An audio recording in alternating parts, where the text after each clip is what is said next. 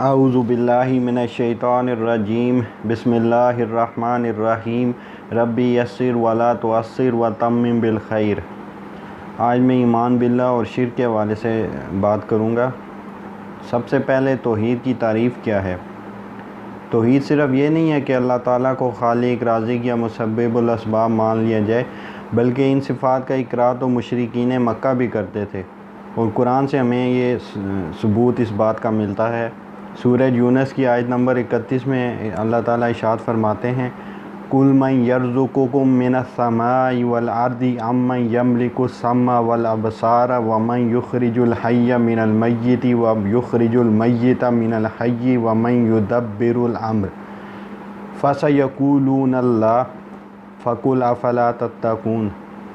آپ کہیے کہ وہ کون ہے جو تم کو آسمان اور زمین سے رزق پہنچاتا ہے، یا وہ کون ہے جو کانوں اور آنکھوں پر پورا اختیار رکھتا ہے، اور وہ کون ہے جو زندہ کو مردہ سے نکالتا ہے اور مردہ کو زندہ سے نکالتا ہے، اور وہ کون ہے جو تمام کاموں کی تدبیر کرتا ہے۔ ضرور وہ یہی کہیں گے کہ اللہ۔ تو ان سے کہیے کہ پھر کیوں نہیں ڈرتے۔ توحید اللہ تعالیٰ کو ان کی تمام صفات کے ساتھ ماننے کا نام ہے، اور توحید کی جو بہترین جو ایکسپلینیشن ہے وہ ایمان مجمل میں ہے۔ آمنت باللہ کما ہوا باسمائہ وصفاتہ وقبلت جمیع احکامہ اقرار باللسان وتصدیق بالقلب۔ میں ایمان لایا اللہ پر جیسا کہ وہ اپنے اسماء حسنی اور صفات کے حوالے سے ہے، اور میں نے اس کے تمام احکامات قبول کیے، زبان سے گواہی دے کر اور دل سے تصدیق کرتے ہوئے۔ اور شرک جو ہے وہ توحید کی ضد ہے، اس لیے کہ اگر شرک کو سمجھ لیا جائے تو توحید کو سمجھنا آسان ہو جاتا ہے۔ اللہ شرک کو کبھی نہیں معاف کرے گا۔ سورہ نساء کی آیت نمبر 48 میں ارشاد باری تعالیٰ ہے، ان اللہ لا یغفر ان یشرک بہ ویغفر ما دون ذلک لمن یشاء ومن یشرک باللہ فقد افتری اثما عظیما۔ یقیناً اللہ تعالیٰ اپنے ساتھ شریک کیے جانے کو نہیں بخشتا، اور اس کے سوا جسے چاہے بخش دیتا ہے، اور جو اللہ تعالیٰ کے ساتھ شریک مقرر کرے اس نے بہت بڑا گناہ اور بہتان باندھا۔ شرک ایک ناقابل معافی جرم ہے۔ اگر کوئی دنیا سے حالت شرک میں چلا گیا تو اس کے لیے کوئی راستہ نہیں ہے کہ وہ جنت میں داخل ہو سکے۔ ہاں، جو توبہ کر لے تو توبہ سے تو شرک اور کفر بھی معاف ہو سکتے ہیں۔ اب ماننے والوں کی اکثریت بھی شرک میں مبتلا ہے۔ قرآن کی یہ جو سورہ یوسف کی آیت نمبر 106 ہے، اس میں بڑی یہ دل دہلا دینے والی ایک آیت ہے کہ اس میں اللہ تعالیٰ ارشاد فرماتے ہیں، وَمَا يُؤْمِنُ أَكْثَرُهُمْ بِاللَّهِ إِلَّا وَهُمْ مُشْرِكُونَ۔ ان میں سے اکثر لوگ باوجود اللہ پر ایمان رکھنے کے بھی مشرک ہی ہیں، یعنی مسلمانوں کی بھی اکثریت کے عقائد میں شرک کی آمیزش موجود ہے، اور شرک تھوڑا ہو یا زیادہ وہ جہنم میں لے جانے کا سبب بنے گا۔ تو اب تصور نمبر 1 جو ہے وہ ہے شرک کی اقسام۔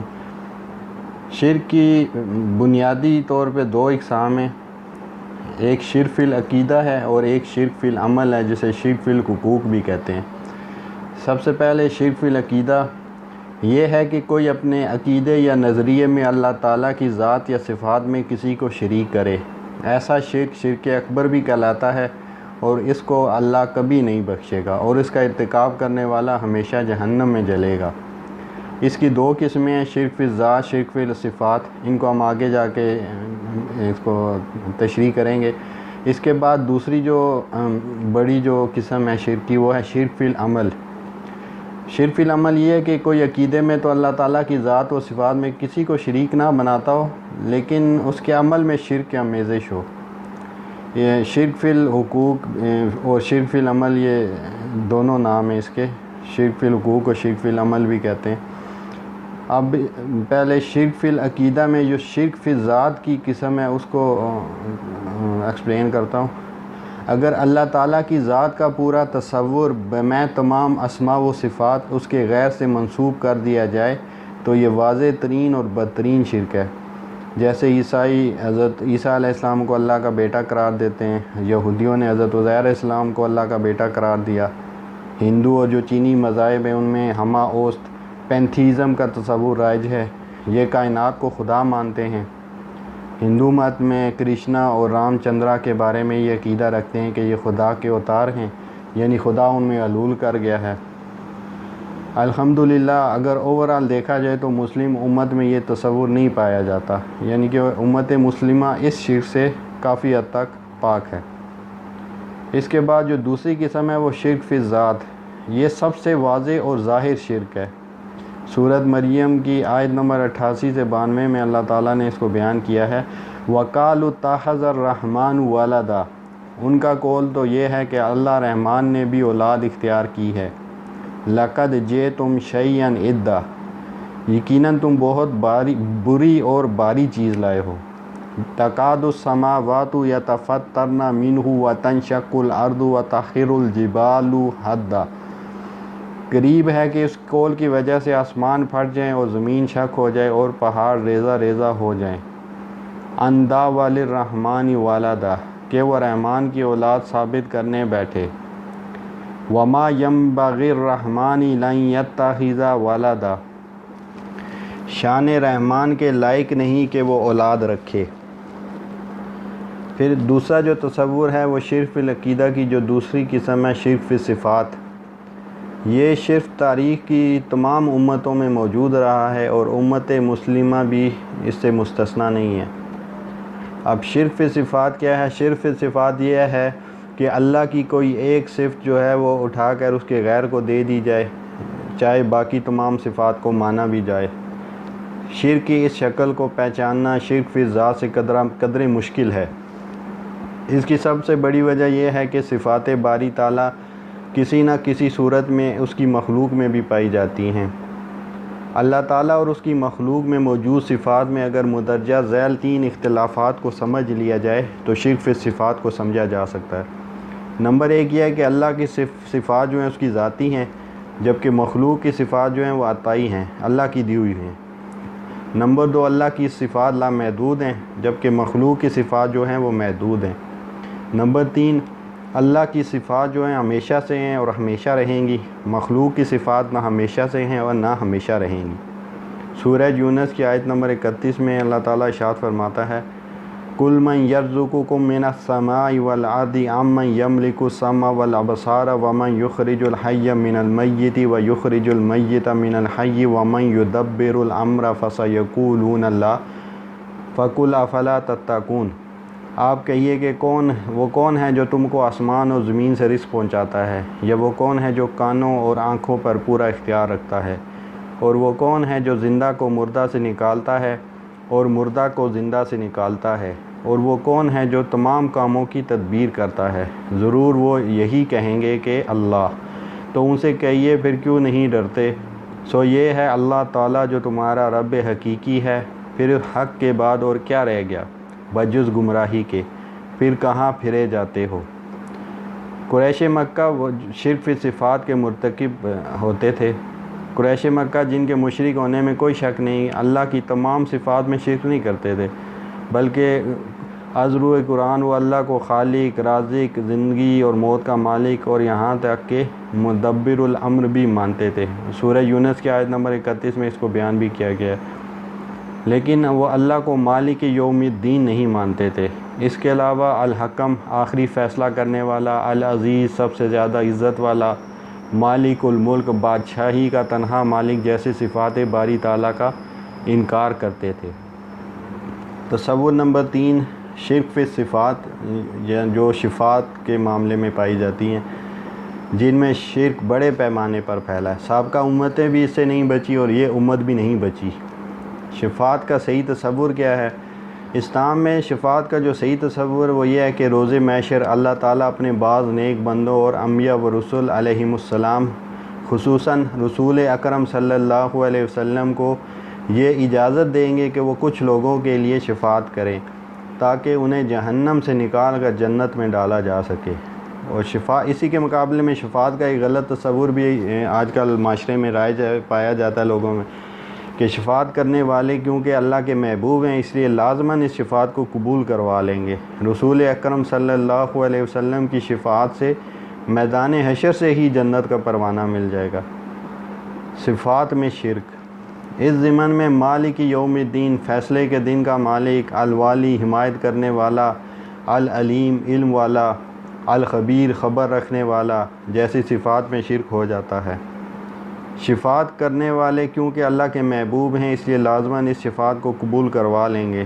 سورہ طٰہٰ کی آیت نمبر 109 میں ہے، اس دن سفارش کچھ کام نہ آئے گی مگر جسے رحمان حکم دے اور اس کی بات کو پسند فرمائے۔ اسی طرح سورۃ نبا کی آیت نمبر 38 میں ہے، یوم یقوم الروح والملائکۃ صفا لا یتکلمون الا من اذن لہ الرحمن وقال صوابا۔ جس دن روح اور فرشتے صفے باندھ کر کھڑے ہوں گے تو کوئی کلام نہ کر سکے گا مگر جسے رحمان اجازت دے دے اور وہ ٹھیک بات زبان سے نکالے۔ رسول اللہ صلی اللہ علیہ وسلم کی شفاعت سے میدان حشر سے ہی جنت کا پروانہ مل جائے گا۔ اس میں کچھ احادیث دیکھتے ہیں۔ ایک حدیث حضرت جابر رضی اللہ عنہ سے روایت ہے، میں نے رسول اللہ صلی اللہ علیہ وسلم کو یہ کہتے ہوئے سنا، بے شک میری شفاعت قیامت والے دن میری امت کے ان لوگوں کے لیے ہوگی جو کبیرہ گناہ کیا کرتے تھے۔ اسی طرح عمران بن حسین رضی اللہ عنہ سے مروی ہے، نبی صلی اللہ علیہ وسلم نے فرمایا، ایک گروہ جہنم سے محمد صلی اللہ علیہ وسلم کی شفاعت سے باہر نکالا جائے گا اور جنت میں داخل ہوگا، ان کا نام جہنمین ہوگا۔ رسول اللہ کی شفاعت کا حقدار کون ہوگا؟ ابو ہریرہ سے روایت ہے، میں نے آپ سے پوچھا، یا رسول اللہ، قیامت والے دن سب سے خوش قسمت انسانوں میں سے کون ہوگا جس کو آپ کی شفاعت نصیب ہوگی؟ آپ نے جواب دیا، مجھے گمان تھا کہ تم سے پہلے کوئی اس حدیث سے متعلق مجھ سے نہیں پوچھے گا، کیونکہ میں نے تمہارا حدیث سیکھنے کے حوالے سے شوق دیکھا ہے۔ خوش قسمت ترین انسان جو قیامت والے دن میری شفاعت کا حقدار ٹھہرے گا وہ ہے جو قلب کی گہرائیوں سے خالصاً یہ اقرار کرتا ہو کہ اللہ کے سوا کوئی الہ نہیں ہے۔ پھر شفاعت کا صحیح تصور۔ نبی پاک صلی اللہ علیہ وسلم کی شفاعت شفاعت کبریٰ ہے جو میدان حشر میں ساری انسانیت کے لیے ہوگی۔ دوسری آپ کی شفاعت صغریٰ ہے جو اپنی امت کے گناہ گاروں کے لیے ہوگی۔ شفاعت کرنے والے جب اجازت ہوگی اللہ کی تب شفاعت کر سکیں گے۔ شفاعت قبول کرنے یا نہ کرنے کا اختیار اللہ کا ہے، پھر جا کر جہنم کی آگ سے نجات ملے گی اگر شفاعت قبول ہوگی تو۔ چوتھا جو تصور ہے وہ شرک فی صفات میں استعانت کا ہے۔ استعانت کا تصور یہ ہے کہ صرف اللہ ہی کو مشکل کشا، حاجت روا، مسبب الاسباب سمجھ کر اسے ہی مدد کے لیے پکارا جائے۔ یہ صفات مخلوق میں کچھ حد تک پائی جاتی ہیں، اس لیے ان سے ظاہری اسباب کی بنا پر مدد کے لیے پکارا جا سکتا ہے اگر وہ خود بھی موجود ہوں، جیسے الوہاب وہ دینے والا، الرزاق رزق دینے والا۔ اب غلط تصور کیا ہے؟ اگر یہ عقیدہ یہ ہے کہ اللہ کے سوا کوئی اور بھی دینے والا، رازق اور حفاظت کرنے والا ہے تو یہ شرک ہو جائے گا۔ غیبی اسباب مثلاً جنات سے مدد لینا، استمداد بالغیب بھی شرک ہے۔ مثلاً کوئی موکلوں سے کام کروانے کا دعویٰ کرے، یہ موکلات جنات ہی ہوتے ہیں، موکل اور کچھ نہیں ہوتا۔ غیب میں صرف ایک ہی ہستی ہے جس سے مشکل میں مدد مانگنا جائز ہے اور وہ اللہ تعالیٰ ہیں۔ اس کے علاوہ کسی اور ہستی جو غیب میں ہو جیسے جنات وغیرہ یا غیبی اسباب کے ذریعے مسائل حل کرنے کا مدعی ہو جیسے عامل وغیرہ تو یہ سراسر شرک ہی ہے، کیونکہ وہ تو کسی صورت مدد کرنے کی استطاعت نہیں رکھتے۔ صرف دو استثناءات ہیں اس میں، کسی سے دعا کی درخواست کرنا اگر وہ زندہ ہے اور سامنے حاضر ہے۔ اگر بندہ مر چکا ہے تو اس سے آپ یہ نہیں کہہ سکتے کہ میرے لیے دعا کر دو۔ اس کے علاوہ رقیہ شرعیہ، قرآنی آیات کو بآواز بلند پڑھ کر پھونک دینا، یہ عمل صحابہ کرام سے ثابت ہے۔ اگر عقیدہ یہ ہے کہ اللہ کے سوا کوئی اور بھی دینے والا، رازق اور حفاظت کرنے والا ہے تو یہ شرک ہو جائے گا۔ غیبی اسباب مثلاً جنات سے مدد لینا، استمداد بالغیب بھی شرک ہے۔ تصور نمبر 5 ہے شرک فی صفات۔ اس میں حاکمیت یعنی کہ لیجسلیٹر، جو شخص اللہ کی حاکمیت کی بجائے کسی اور جس میں عوام کی حاکمیت کا تصور بھی شامل ہے کی حاکمیت پر یقین رکھتا ہے تو وہ اللہ کی صفات الحکم فیصلہ کرنے والا، العدل عدل کرنے والا، مالک الملک، العلیم کامل علم والا، الحکیم حکمت والا میں غیر اللہ کو شریک کرتا ہے۔ اللہ کے قوانین آج نہیں چل سکتے تو یہ کفر ہے اور شرک ہے۔ اگر کوئی شخص یہ کہتا ہے کہ ٹھیک ہے وہ بھی قوانین ہیں لیکن آج کے دور میں پارلیمنٹ جو قوانین اس کے مساوی بنا رہی ہے تو وہ بھی کسی حد تک قابل قبول ہیں، تو یہ بھی شرک ہے۔ تیسرا، اگر کوئی شخص یہ کہہ دیتا ہے کہ بہتر تو یہ ہے کہ اللہ کے قوانین ہی نافذ ہونے چاہیے، لیکن کیا کریں، ان سے بھی گزارا چل سکتا ہے، تو یہ بھی شرک ہے۔ سورہ توبہ کی آیت نمبر 31 میں ہے اتخذوا احبارهم ورهبانهم اربابا من دون الله والمسيح ابن مریم وما امروا الا ليعبدوا الها واحد لا الہ الا هو سبحانہ عما یشرکون۔ ان لوگوں نے اللہ کو چھوڑ کر اپنے عالموں اور درویشوں کو رب بنایا ہے، اور مریم کے بیٹے مسیح کو، حالانکہ انہیں صرف ایک اکیلے اللہ ہی کی عبادت کا حکم دیا گیا تھا، جس کے سوا کوئی معبود نہیں، وہ پاک ہے ان کے شریک مقرر کرنے سے۔ شرک فی صفات میں علم، بعض لوگ انبیاء و رسل کے ساتھ عالم الغیب کی صفات منسوب کر دیتے ہیں، بعض دیگر اولیاء و ائمہ کو کلی علم غیب کا حامل مانتے ہیں، یہ شرک ہے۔ ہر شے کا چاہے وہ غیب میں ہی کیوں نہ ہو، کلی علم صرف اللہ کے پاس ہے، اور وہ اس کل کا مالک کسی اور کو نہیں بناتا۔ ہاں، جزوی طور پر جسے چاہے علم غیب عطا کر سکتا ہے، اس کی وضاحت سورہ جن میں تفصیل سے آئی ہے۔ کل کا اطلاق ان لمیٹڈ کے ساتھ ہوتا ہے۔ سورہ جن کی آیت نمبر 26 تا 27، جس کا ترجمہ ہے وہ غیب کا جاننے والا ہے اور اپنے غیب پر کسی کو مطلع نہیں کرتا سوائے اس پیغمبر کے جسے وہ پسند کر لے، لیکن اس کے بھی آگے پیچھے پہرے دار مقرر کر دیتا ہے۔ تصور نمبر 6 جو ہے وہ ہے شرک فی العمل میں شرک فی الحقوق۔ شرک فی الحقوق یہ ہے کہ کوئی چاہے اللہ کو اسماء و صفات کے ساتھ مانتا ہو، لیکن جو اس کے حقوق ہیں ان کو ادا کرنے کی بجائے اس کی جگہ اس کے غیر کے حقوق کو ترجیح دے۔ اس قسم کے شرک کو شرک فی العمل بھی کہا جاتا ہے، جبکہ سابقہ 2 اقسام کو شرک فی العقیدہ بھی کہا جاتا ہے۔ اسی طرح اسے شرک اصغر اور سابقہ 2 اقسام کو شرک اکبر بھی کہا جاتا ہے۔ یہ شرک کی سب سے زیادہ مخفی شکل ہے، جس کو پہچاننا بہت مشکل ہے۔ اس کو پہچاننے کے 4 ذرائع ہیں: عبادت میں اخلاص، اطاعت، خوف، دعا۔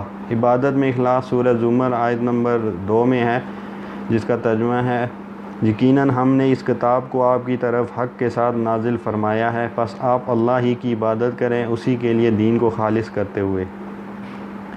پھر محبت سورہ بقرہ کی آیت نمبر 165 میں ہے بعض لوگ ایسے بھی ہیں جو اللہ کے شریک اوروں کو ٹھہرا کر ان سے ایسی محبت رکھتے ہیں جیسی محبت اللہ سے ہونی چاہیے، اور ایمان والے اللہ کی محبت میں بہت سخت ہوتے ہیں۔ کاش کہ مشرک لوگ جانتے، جب کہ اللہ کے عذاب کو دیکھ کر جان لیں گے کہ تمام طاقت اللہ ہی کو ہے، اور اللہ تعالیٰ سخت عذاب دینے والا ہے، اور ہرگز شرک نہ کرتے۔ خوف یہ اس کا بیان سورہ آل عمران کی آیت نمبر 175 میں ہے۔ یہ خبر دینے والا صرف شیطان ہی ہے جو اپنے دوستوں سے ڈراتا ہے، تم ان کافروں سے نہ ڈرو اور میرا خوف رکھو اگر تم مومن ہو۔ پھر دعا سورہ مومن کی آیت نمبر 60 میں ہے اور تمہارے رب کا فرمان سرزد ہو چکا ہے کہ مجھ سے دعا کرو، میں تمہاری دعاؤں کو قبول کروں گا۔ یقین مانو کہ جو لوگ میری عبادت سے خود سری کرتے ہیں وہ ابھی ذلیل ہو کر جہنم میں پہنچ جائیں گے۔ اب حدیث مبارکہ ہیں الدعاء هو العبادت، دعا ہی اصل عبادت ہے۔ الدعاء مخ العبادہ، دعا عبادت کا مغز ہے۔ نمک ختم ہو جائے یا جوتے کا تسمہ ٹوٹ جائے تو اللہ سے مانگو۔ تصور نمبر 7 شرک اصغر شرک اکبر میں تبدیل ہو کر رہتا ہے۔ پہلا مرحلہ اس کا ہوتا ہے گناہ کا ارتکاب، دوسرا مرحلہ ہے گناہ پر اطمینان حاصل کرنے کی کوشش، جسٹیفیکیشن آف سن۔ مثال کے طور پر سود کھانے والا دل میں سوچے گا سب کھا رہے ہیں، میں کھا رہا ہوں تو کیا ہو گیا، روپیہ بھی ڈی ویلیو ہو رہا ہے، اس طرح کی باتیں ذہن میں سوچے گا۔ تیسرا مرحلہ انکار، ضمیر انسان کا ملامت کرتا ہے گناہ پر، پھر بعض علماء سو کی بات مان کر وہ حق کا انکار کر دے گا۔ سورہ بقرہ کی آیت نمبر 81 میں ہے بلا من کسب سیئۃ واحاطت بہ خطیئتہ فاولئک اصحاب النار ھم فیہا خالدون۔ یقیناً جس نے بھی برے کام کیے وہ اس کی نافرمانیوں نے اسے گھیر لیا، وہ ہمیشہ کے لیے جہنمی ہے۔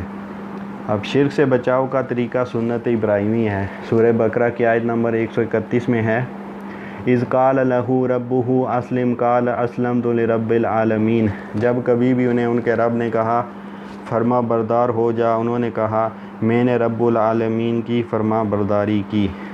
وما علینا الا البلاغ۔